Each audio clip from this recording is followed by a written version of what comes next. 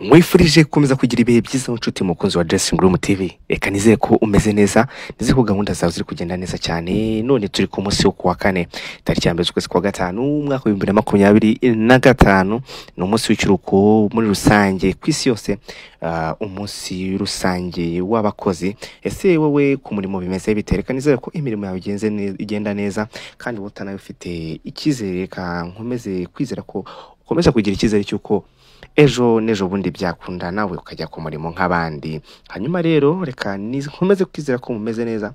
Wowe wakanze subscribe, reka mbanze ngushimire cyane, uri umuntu w'umugabo.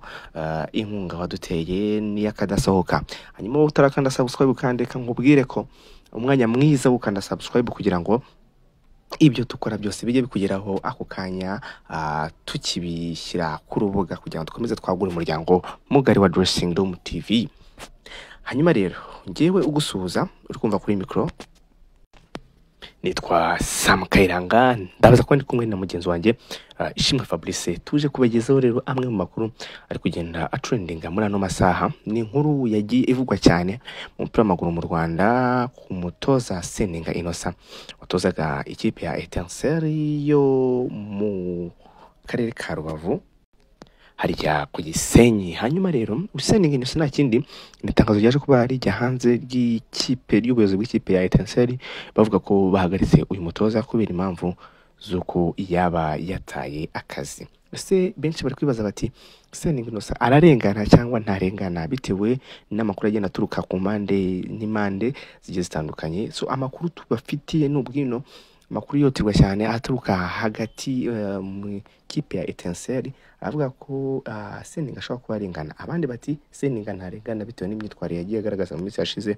cyane cyane bamwe baravuga bati bishobora kuba bihuriye n'itegura ryamuvuzweho muri weekend ubwo yakinaga n'ikipe ya Rayon Sport, hamwe n'ibindi byinshi cyane biri kuvuga kuri ino nkuru. Reka mu mwanya Fabrice azi atubwira akantu ku kandi, hanyuma mutege amatwi. Reka muhikaze Fabrice.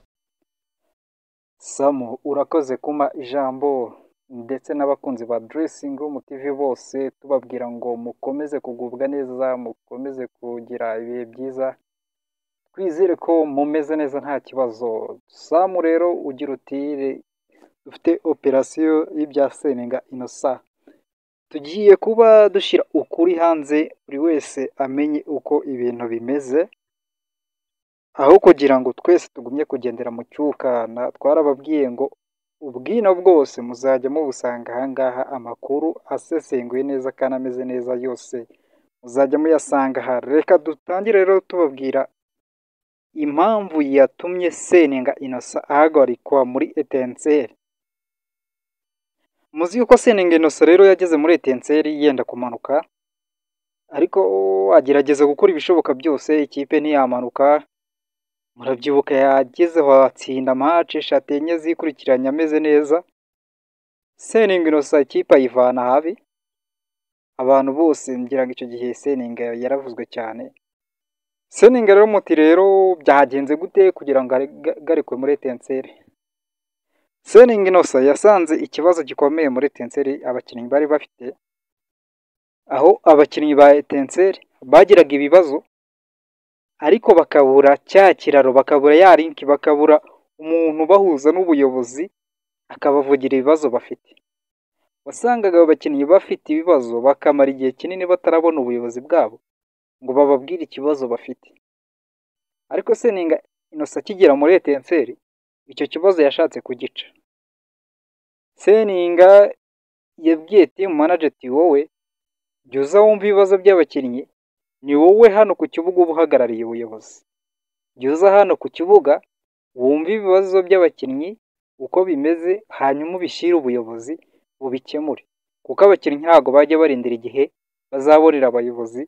We nka team manager ni wowe uba ugomba guhagararira ubuyobozi hano, ukumva ibibazo abakinnyi bafite. Team manager Juma yaraje koko yumva ibibazo by'abakinnyi, bakajya bamubwira ati bimeze uko nuko.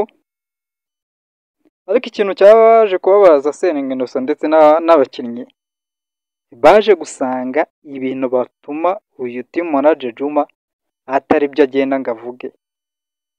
Team manager aragendaga akarya indimi imbere y'abayobozi, bibwirira ibye, noneho abayobozi bazajya guhura n'abakinnyi, abakinnyi bakumva bibazo batumye team manager nta kintu ubuyobozi bubiziho.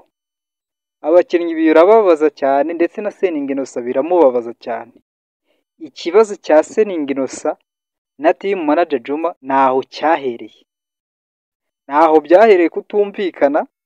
Seninga avuga ati ni gute abakinnyi bagutuma ibibazo bafite ibi n'ibi, wowe ukagenda ukivugira ibyawe, ubuyobozi bwazahura n'abakinnyi bagasanga ibyo abakinnyi bagutumye nta kintu wavuze. Ibibazo bihera aho ngaho. Ariko uwo team manager Juma ntago ari Seninga Innocent gusa baje kugirana ibibazo, n'abakinnyi bagiye bagirana ibibazo, ndetse n'abaganga ba ekipe bagirana ibibazo. Nko kuri match ya Kiyovu yahuje Etincelle na Kiyovu, match yabereye Rubavu, uyu Juma ngo yashyamiranye n'abakinnyi rwose benda kurwana, agira ibyo abashinja bidafite ibimenyetso, ndetse abaganga ba ekipe nabo bafitanye ibibazo n'uyu Juma. Cyumvikana cyo uyu Juma ntago ari Seninga Innocent gusa bari bafitanye ibibazo, abifitanye n'abantu benshi muri Etincelle.